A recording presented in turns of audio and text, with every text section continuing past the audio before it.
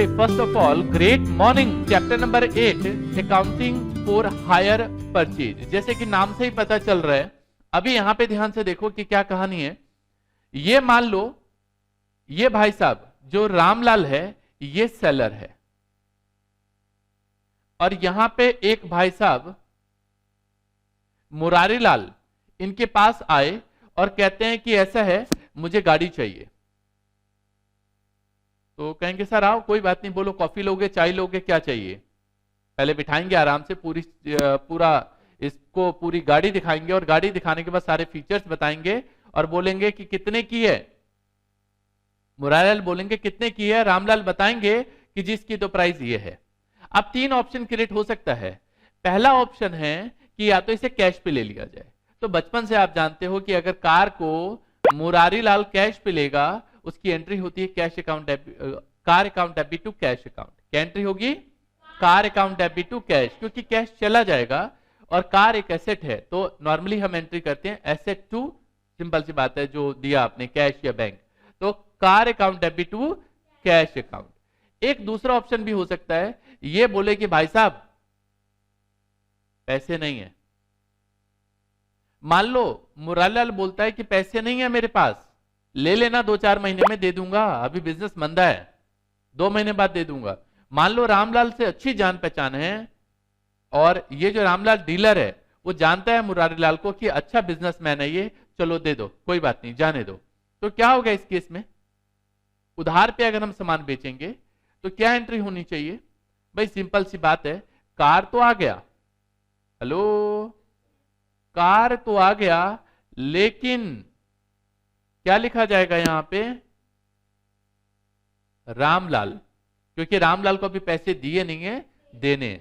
लेकिन तीसरा ऑप्शन भी क्रिएट हो सकता है यहां पे कि मुरारीलाल को रामलाल जानता नहीं है, लेकिन फिर भी ये कार लेने पहुंच गया, कार के सारे फीचर बता दिए, प्राइस बता दिया। मान लो इस कार की जो कॉस्ट है वो 5 लाख रुपए है। कितनी है जी? 5 लाख रुपए की कार है, और इसका प्राइस बता दिया गया। तो मुरारीलाल कहते हैं 5 लाख तो बहुत ज्यादा है, अभी दे नहीं पाऊंगा मैं, लेकिन एक काम करो तुम पैसे इंस्टॉलमेंट पे ले लो। किस पे ले लो जी? पैसे इंस्टॉलमेंट पे, टुकड़ों पे ले लो। अगर ऐसी कोई कहानी बनती है कि पैसे टुकड़ों पे ले लो, इंस्टॉलमेंट पे ले लो, तो फिर क्या होगा? इसके लिए तो कोई चैप्टर नहीं पढ़ा होगा आपने। कोई पढ़ा है कि कार को अगर कैश पे खरीदा जाए तो कोई चैप्टर ही बन गया? नहीं, इसकी प्रॉब्लम नहीं है, ये तो एक एंट्री में सिमट जाता है। यहां पे भी जब देगा पैसे तो उसकी एंट्री कर लेंगे रिसीव करने की। लेकिन सबसे बड़ी प्रॉब्लम तो यह है कि जब पैसे को इंस्टॉलमेंट पे चुकाया जाता है तो वहां पे प्रॉपर अकाउंट्स प्रिपेयर होंगे, प्रॉपर उसके रिकॉर्ड्स प्रिपेयर होंगे। इसको बोलते हैं हम लोग हायर परचेज, और इसके लिए आपको पूरा चैप्टर पढ़ना है, पूरा चैप्टर हायर परचेज के लिए। ओके जी? तो ये जो सिस्टम है ये हायर परचेज सिस्टम कहलाता है कि इस भाई साहब ने जो गाड़ी है वो इंस्टॉलमेंट पे खरीदी। अच्छा, कुछ बच्चे पूछेंगे कि सर हमने तो पढ़ा है इंस्टॉलमेंट और हायर परचेज में डिफरेंस होता है, अभी बात करेंगे, बट इतनी कहानी सबको समझ में आ गई? गुड। तो अभी जो हमने यहां पे पढ़ा कि हायर परचेज मींस एक सिस्टम जिसके तहत बायर जो है गुड्स के पैसे इंस्टॉलमेंट में चुकाता है। किसको?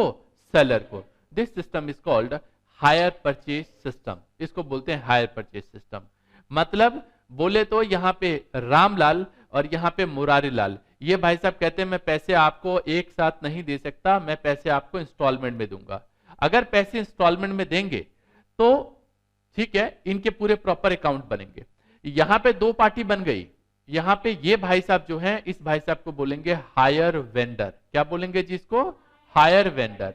और इस भाई साहब को बोलेंगे हायर परचेजर। अच्छा, आपसे मेरा एक सवाल, ठीक है ये बात समझ में आ गई कि ये हायर वेंडर हो गया, ये हायर परचेजर हो गया, लेकिन ये रिकॉर्ड कौन मेंटेन करेगा? कौन डेली कार बेचता है? रामलाल। तो अकाउंट्स कौन प्रिपेयर करेगा? हेलो, तो ये रिकॉर्ड्स मेंटेन करेगा। क्या करेगा जी? ये रिकॉर्ड्स मेंटेन करेगा, और इस भाई साहब को रिकॉर्ड मेंटेन करने ही पड़ेंगे। ऐसे बहुत सारे रोज कस्टमर आते हैं। अच्छा, एक बात और बता दूं, पहले ये ऐसा सिस्टम नहीं हुआ करता था, या इंस्टॉलमेंट पे सामान इतना ज्यादा नहीं दिया जाता था। तो भाई लोगों के पास सामान भी नहीं होता था। अब देखो ना कार कितनी सारी आ गई मार्केट में, है ना। एक एवरेज मिडिल क्लास बंदा भी कार, अच्छी कार लेके घूम रहा है। क्यों? क्योंकि इंस्टॉलमेंट पे मिल रहा है, पैसे टुकड़ों में देना है। तो ये क्या करेगा, ये भाई साहब अकाउंट मेंटेन करेगा, ये प्रिपेयर करेगा अकाउंट।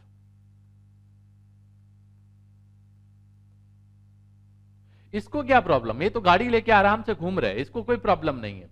मतलब ये जो मुरारीलाल भाई साहब हैं, इनको कोई प्रॉब्लम नहीं है। इसको क्या प्रॉब्लम होगी जी, होगी कोई प्रॉब्लम, बताओ। हेलो, अच्छा इनको प्रॉब्लम किस तरीके की? भाई कोई प्रॉब्लम नहीं है, गाड़ी उसको मिल गई, वो गाड़ी लेके गया, बात खत्म। जब पैसे देने की बारी आएगी तो रामलाल को दे दिया जाएगा पैसे, चेक दे, जैसे मर्जी दे। क्लियर है जी? ओके। अच्छा, कुछ बच्चे जो सोच रहे होंगे कि सर ठीक है बात समझ में आ गई, लेकिन हमने तो सुना है कि गुड्स को दो तरीके से बेचा जाता है। हाँ, दो तरीके से बेचा जाता है, एक होता है इंस्टॉलमेंट सिस्टम और एक होता है हायर परचेज सिस्टम।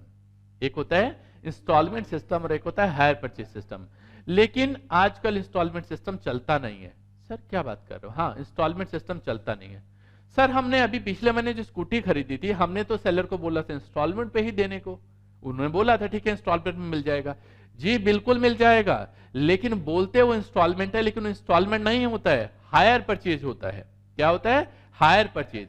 याद करो, शायद घर में कोई पहले आपने स्कूटी या कार खरीदी इंस्टॉलमेंट पे, जब इंस्टॉलमेंट पूरे हो जाते हैं तो कहते हैं एचपी उतरवानी पड़ेगी आरसी से। जो गाड़ी के कागज होते हैं उस पे एचपी मतलब हायर परचेज होता है उस पे, कि ऑनर कौन है, तो ऑनर हटवा के शिफ्टिंग होती है। दोबारा से जो ट्रांसपोर्ट डिपार्टमेंट है उनके पास जाना पड़ता है और ये हटवाना पड़ता है जब पैसे चूक जाते हैं। तो जितना भी सिस्टम है ये आजकल हायर परचेज सिस्टम से बिकता है सामान। इंस्टॉलमेंट में और हायर परचेज में सब कुछ सेम, सब कुछ सेम। ये भाई साहब सामान बेच देंगे मुरारीलाल भाई साहब को। मुरारीलाल को जैसे ही सामान बेचेंगे तो पहले मालिक था यहां पे कौन? रामलाल। अब मालिक हो जाएगा यहां पे मुरारीलाल। जैसे गुड्स ट्रांसफर करेंगे और ये इंस्टॉलमेंट पे सेम। लेकिन हायर परचेज सिस्टम में ये भाई साहब जैसे ही गुड्स को ट्रांसफर करेंगे तो मालिक यहां पे रामलाल ही बना रहेगा। हेलो, यहां पे मालिक रामलाल ही होगा, मुरारीलाल नहीं होगा। जब ये सारी इंस्टॉलमेंट चुका देगा उसके बाद इसको बोल देंगे, एक लेटर देके बोल देंगे हाँ अब आप मालिक हो इस कार के, इससे पहले नहीं। इसमें प्रॉब्लम क्या होती थी पहले कि जैसे ही सामान बेचा ये मालिक हो गया कार का। अब ये भाई साहब को मान लो ये टाइम पे पैसे नहीं दे रहा, तो ये 2 बार 4 बार हाथ जोड़ेगा मेरे पैसे दे दो, लेकिन कोर्ट में केस क्या करेगा कह के, मालिक तो वो हो गया, वो उसको बेच दे जो मर्जी कर दे। इसमें गाड़ी को बेच नहीं सकता ये, क्योंकि मालिक तो ये है ही नहीं ना। मालिक कौन है यहाँ पे? रामलाल है। ये मेजर फर्क है, ठीक है। तो इंस्टॉलमेंट पे जैसे ही गुड्स को ट्रांसफर करते हैं ऑनरशिप भी चेंज हो जाती है, जबकि हायर परचेज सिस्टम में जैसे ही गुड्स को ट्रांसफर करते हैं ऑनरशिप चेंज नहीं होती, ऑनर तो वही रहेगा। जब सारी इंस्टॉलमेंट चुका दिया जाएगा एक लेटर दे दिया जाता है और बोल दिया जाता है कि अब आप इसके ऑनर हो गए हो। क्लियर है जी?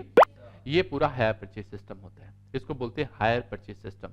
इस कहानी में कुछ ऐसा है कि इसने मुरारीलाल ने बोला कि पैसे तो मैं आपको कैश नहीं दे सकता, मैं इंस्टॉलमेंट पे दे सकता हूं। तो रामलाल भाई साहब ने क्या बताया, उन्होंने कहा भाई साहब देखो ये जो गाड़ी है ना ये 5 लाख रुपए की है। कितने की गाड़ी है जी? ये 5 लाख रुपए की गाड़ी है। अब या तो आप 5 लाख रुपए भी कैश दो और ये गाड़ी ले जाओ, या फिर एक ऑप्शन है कि अभी आप मुझे 70,000 रुपए दे दो। होता है ना, आप स्कूटी लेने गए, कभी कार लेने गए, कभी कोई टीवी फ्रिज लेने गए हो इंस्टॉलमेंट, तो ऐसा ही होता है।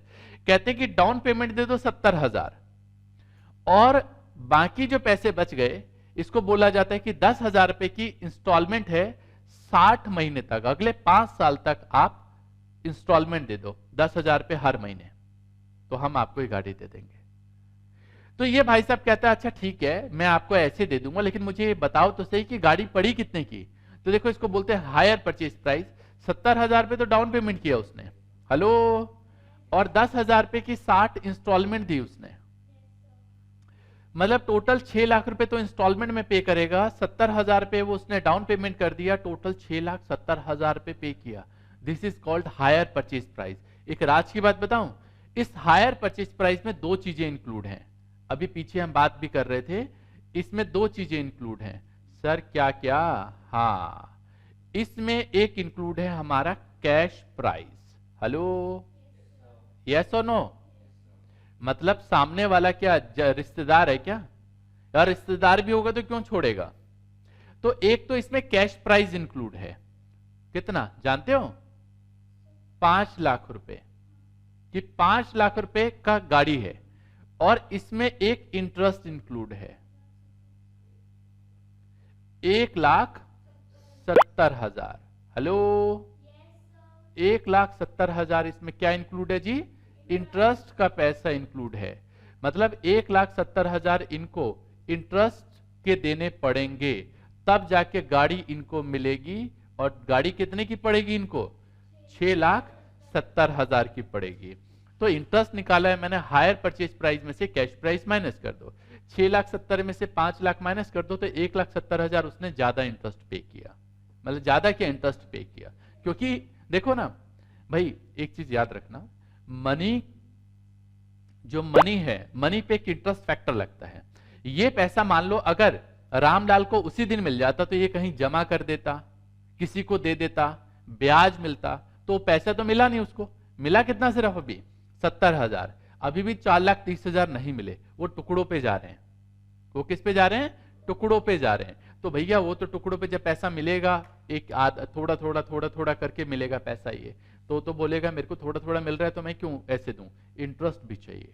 ओके जी, तो एक कॉन्सेप्ट अभी जो आपने पढ़ा, इसमें सबसे पहले मैंने बताया यहां पे कि total cash price, total cash price बोले तो lump sum amount paid at the time of hire purchase, मतलब sorry, lump sum amount paid at the time of purchase in cash. जब सामान खरीद रहे हैं तो उस समय कैश पे दे दो पैसे, इसको बोलते हैं total cash price. Hire purchase price मतलब वो प्राइस जिसपे टोटल कैश प्राइस में इंटरेस्ट और जोड़ दो, जो अभी देखा आपने। इसके बाद interest cash price of installment, जो भी इंस्टॉलमेंट है उसका भी एक कैश प्राइस है, आगे चल के हम एक टेबल करेंगे उसमें समझेंगे इसको। उसमें इंटरेस्ट जोड़ दो, क्या जोड़ दो जी? इंटरेस्ट जोड़ दो। इसके बाद है डाउन पेमेंट, जो सामान खरीदते वक्त जो हम पेमेंट कर रहे हैं, this is called down payment. यही तो अभी कॉन्सेप्ट समझाया पीछे हमने, क्लियर है? तो मेरे ख्याल से सारी बातें आपको अच्छे से समझ में आ गई होंगी जो बातें हैं। अब सवाल उठता है कि ठीक है ये सारी चीजें हमने समझ ली, तो चैप्टर में पढ़ना क्या क्या है? ये भी बड़े काम की चीज है। तो चलो जरा देखते हैं पढ़ना क्या क्या हमें इस चैप्टर में, कौन कौन से टॉपिक्स हैं जो हमें कवर अप करने हैं। टॉपिक,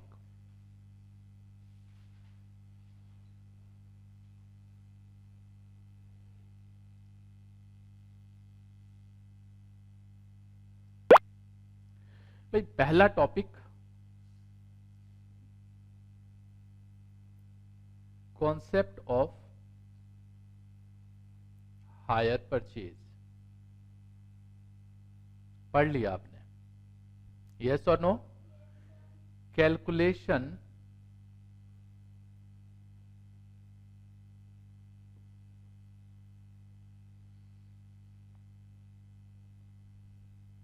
ऑफ क्या क्या?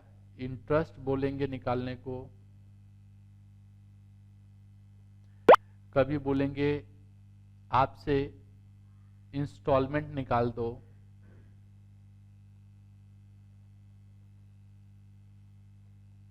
कभी बोलेंगे आपसे कि कैश प्राइस निकाल दो, टोटल कैश प्राइस निकाल दो।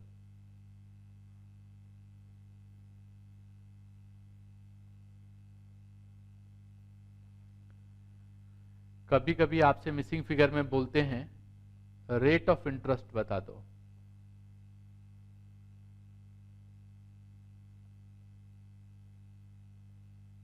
इस तरीके की चीजें आपसे पूछते हैं, तो ये चाहिए आपको। लिखा? गुड। आगे पढ़ो। अकाउंटिंग ट्रीटमेंट हम पढ़ेंगे।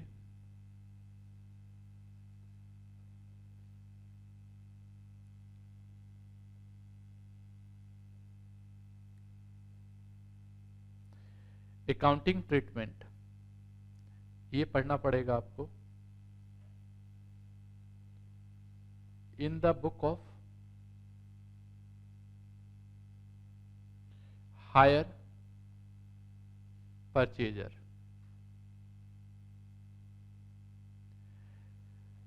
नॉर्मली हम लोग तो नहीं बनाते हैं, लेकिन जो बड़ी बड़ी कंपनीज हैं वो मेंटेन करती हैं बुक्स। अगर कोई सामान इंस्टॉलमेंट पे खरीदे तो हायर परचेजर की बुक में दो मेथड से करते हैं। पहला मेथड 1 एक्रूवल मेथड,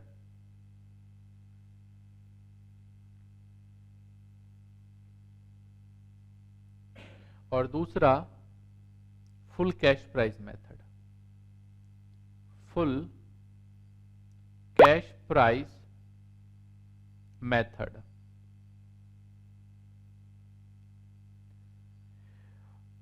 ये तो हो गए हायर परचेजर की बुक में, और हमें एंट्री करनी है इन the book of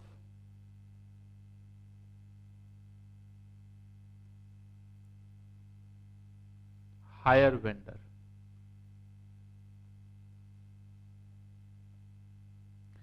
higher vendor की बुक में एक ही मेथड होता है, फुल कैश प्राइस मेथड।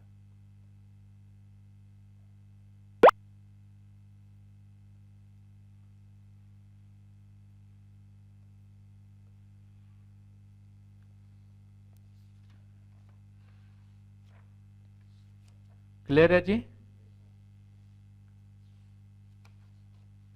तो ये तो आप सीखोगे ही। अगर आपको डेप्रिसिएशन अच्छे से आता है तो बड़े आराम से कर सकते हो, इसमें तो प्रॉब्लम नहीं रहती। बट इतने के अलावा बीकॉम प्रोग्राम के हिसाब से तो यहीं पे खत्म हो जाता है। बट चलते हैं जरा ऑनर्स वाले बच्चों के लिए, उनको क्या एक्स्ट्रा करना है। Hire purchase trading count.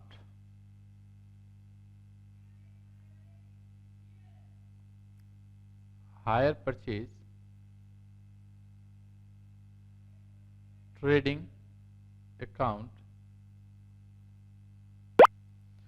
ये आपको सीखना है। यहां पे जो मेन है ये एट कॉस्ट पे भी हो सकता है और एट आईपीबी भी हो सकता है, दोनों सीखना है। एट कॉस्ट और एट आईपी, इनवॉइस प्राइस जिसको हम लोग बोलते हैं।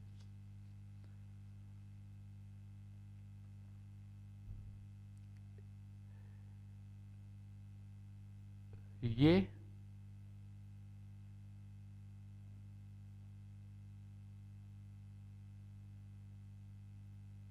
Reposition of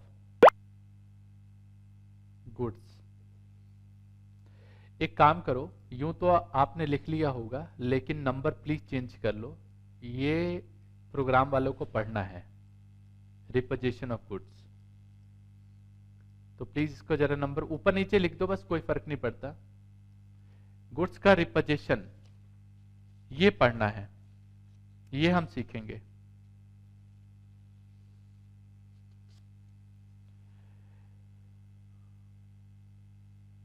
calculation of missing figures,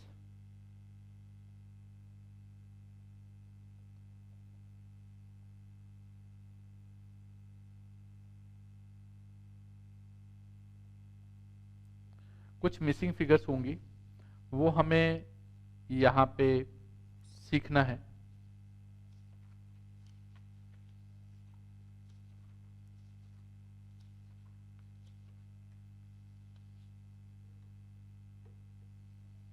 ठीक है जी,